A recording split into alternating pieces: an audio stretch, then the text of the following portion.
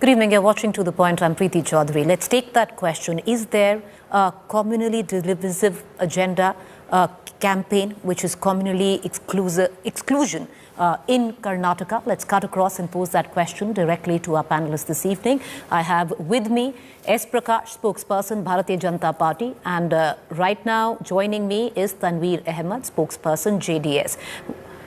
While we wait for our BJP spokesperson, I want to bring in Tanveer Ahmed. Tanveer Ahmed, for the JDS, what is the biggest issue with the latest flashpoint that has come up, which is banning of the halal meat, which many right-wing groups in Karnataka are asking? See, I'll tell you, BJP here in Karnataka absolutely had no issue, and that's the reason they are creating an issue. What is halal? Halal is not a Muslim way or a Hindu way or a Christian way. It is a scientific, cleaner and a way of culling and serving. If at all they are not happy, the people in Israel, they prefer kosher meat. In Punjab, they prefer jhatka meat. Nobody is stopping you. But going to shops, today in Shivamogga, few fringe elements went to a Muslim shop and asked for jhatka chicken, which he is not serving. So they have really beaten him black and blue. This is not India which you and I know. This is not India which you and I want. Everybody has right to practice, promote, propagate their religion, their practice. And here today they are coining a new word saying that economic jihad. Are you really serious? If an individual, whether Hindu, Muslim or a Christian, grows economically, it means the country is growing. Let the country grow. There are I don't know, maybe there are some fringe elements who doesn't want this country to grow. We need to really make a check of it.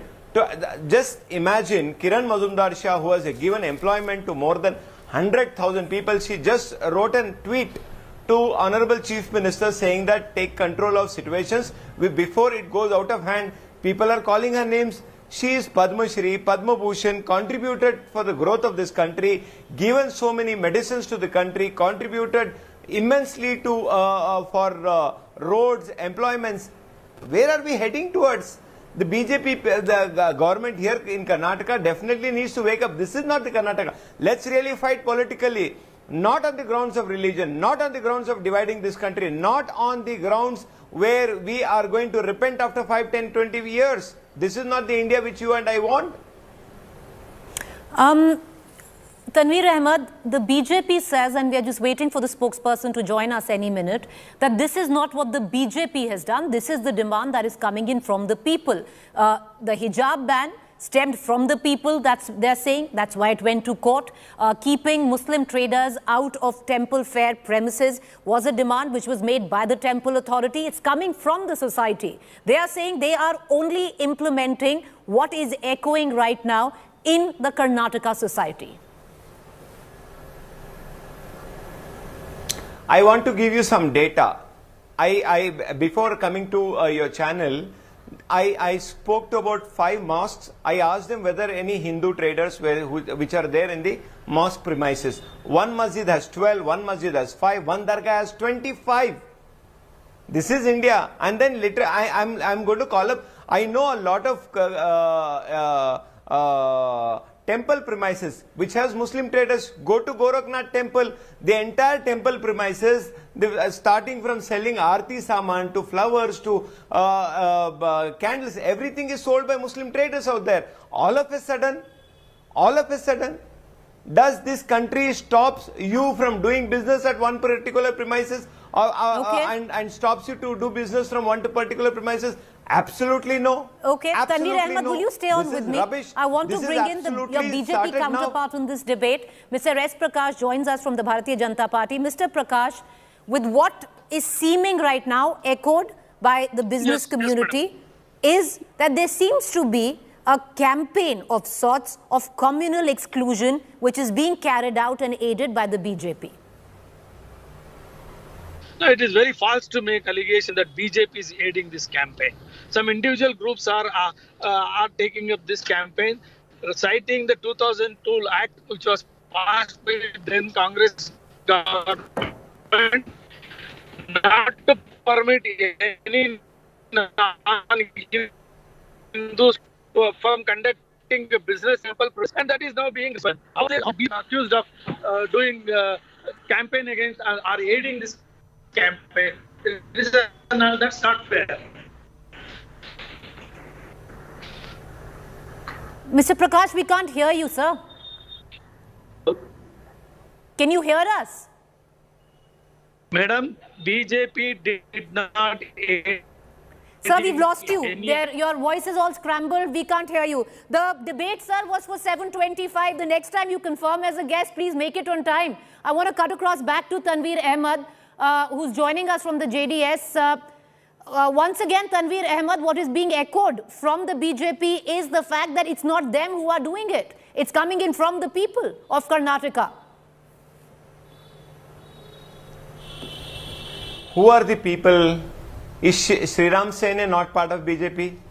Is VSP not part of BJP? Is Bajrang Dal not part of BJP? What do you mean by people? It is not people's movement. Mr. Ravi, C.T. Ravi, who is the General Secretary of BJP, National General Secretary, he is the one who started it. Is he not a small, is he a small person? No, he's a very big person in charge of entire South India. He is the one who started, and the fringe took over from him, as exactly what happened in the case of hijab. Few CFI and PFI people really bought this, and the entire Muslim community had to really suffer. This is exactly what is happening. C.T. Ravi started, and now it is percolated. In my office alone, 25 Hindu friends who work with me, who work under me. What should I do with them? In Wipro, which is headed by a Muslim, there are about 100,000 Hindus working. You cannot really divide this country like this, can we? No, absolutely not. This is not the constitution which was given to us. This is not on which we had got independence on 15th of August. We wanted a progressive country. Together we have to really grow. Mr. Prakash really says that there are some fringe elements. Why don't you put behind bars? Why don't you take action against them if at all those are fringe elements? You can really wash your hands easily saying that this is not done by BJP. But all those people do this under the garb, under the banner, under the protection of BJP. And Mr. Bommai, whose father was a chief minister of Karnataka and was a freedom fighter who fought along with Mahatma Gandhi to get freedom for this country. I don't know, Mr. Bommai, your father might be in great trouble. Okay. Your father all right, was we finally have Mr. S. Prakash. All right, Gandhi. we finally have Mr. S. Prakash. Mr. S. Prakash, you know, I'd like to begin with a small request. If you confirm as a guest, sir, please make it on time, you know, where the debate is concerned. We only have 10 minutes left, so let me come to you. And the question I want to ask you is, the fact is, you say there are fringe elements involved. The Chief Minister tweeted out today saying the demand is valid. This is a concern where halal meat to be banned is in question, and he will look into it. So is he looking into the matter of fringe elements? No, I didn't say fringe element. BJP is not aiding those organizations who are carrying this campaign against Muslim traders doing business inside the premises of temple. We are talking about halal meat, sir. Around the temple in Jatras. Halal and Jakati cut is different. It is food choice of individual person. If I want halal food, I will take it. If I don't want it, I will go for Jakat. True. So why look at banning halal meat? Everyone should consume. Then why ban halal meat? Is there any mandatory? No, nobody is banning. Nobody is banning halal. Nobody can do it also. Muslim wants halal food. Let them have it. If the Hindus does not want halal. So then what is this whole talk, Mr. What is Prakash? the problem? Why should we have? Sir, nobody is forcing anyone to have it. But I'll just tell you, sir, hear the question. The Chief Minister, Mr. Basavaraj Bommai, this morning said that there is merit in the demand for a ban of halal meat. He's tweeted this out, sir, and he will look into it. If there is no merit, why talk about it then? No, halal meat is not banned. It is, I am saying again, if the Muslims are for halal meat, they can have it. If the Hindus does not want it, the Muslim cannot impose that their food practice on us. But it's never been imposed till now. So where does the issue of halal meat come in? 1 second, sir. Till now, it was never imposed on anyone to eat any sort of meat. it was white under certification. Who are these mullahs and imams who to certify the food what we eat by themselves? There are many big business, big racket, I should say. Thousands of crore rupees is collected to certify the halal food. We don't need that, and we don't consume it. If somebody wants it, let them have it. We have no problem with it. You're still not, sir, we can't It's still not a understand. communal Tanveer issue. Ahmed has a question to ask you. Tanveer Ahmed, you raised your hand. Go ahead.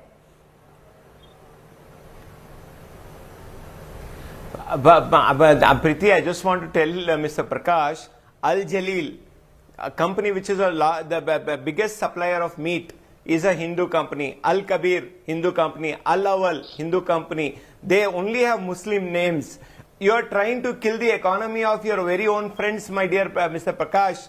In the name of politics, actually, politicking is done for next general election. Politics is done for next generation. You are destroying the next generations of this country by tearing the secular fabric of this country and calling it as economic jihad. What do you mean by economic jihad? If I become rich, this country is going to become rich. I am part of this country. You cannot really differentiate a Hindu and a Muslim. If Azim Premji becomes rich, the country becomes rich. If Kiran Mazumdar Shaw becomes rich, you are.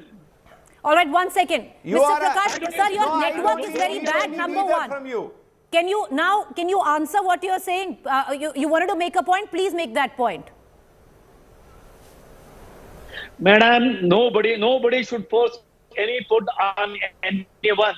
Tanveer Ahmed believes we should accept whatever the halal for certification is made. Why should we accept it? It is our choice. Who is he to demand that we should accept it? You are destroying the economy. And so is it threatening us? Is this the tool they have to threaten, intimidate the Hindu community? This is not fair. Even those, if they want halal, take it.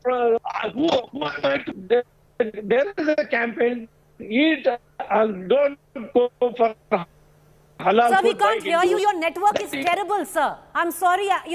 First you come late for the show. Now your network is terrible. We can barely hear you. Once again, I'm going to come right back. Can you rectify your network? And what is the point that you're trying to make? We can't hear you. My network is... Preeti. Mr. Tanveer, go ahead. Mr. Ahmed, go ahead. This is the people who say that Sarve Jano Sukhino Bhavatu, and people in the same Bhagavad Gita, Krishna says, Dukheshvanu Anudugata Manaha Sukheshu Vigataspura with a Raga Bhai Krodha Stithadir Muni Ruchate, and they say that they follow Hinduism. They say that they preach the Sanatana Dharma and Shashwata Dharma. Absolutely, these are the people who talk venom in the name of God. They say that they are the followers Rama who ate the bear of Shabari. They say that they are not the people who are the protectors of Hinduism. The real Hindu on the street, the real Hindu lives in India, which every Indian is carrying. BJP is not the protectors, promoters and propagators of Hinduism. It is people who are the real followers. Like CFI and PFI is not the, they don't represent Islam. It is represented by a common man. The Hinduism teaches Sarve Jano Sukhino Bhavatu. I follow that Hinduism. I urge people of this India to follow that religion, not which is promoted and protected by Mr. Prakash and people like him. All right, we seem to have lost Mr. S. Prakash. I'm going to conclude this debate early for the lack of a Bharatiya Janata Party spokesperson through the debate. Appreciate you both for joining us. Up next is my colleague Shivarur.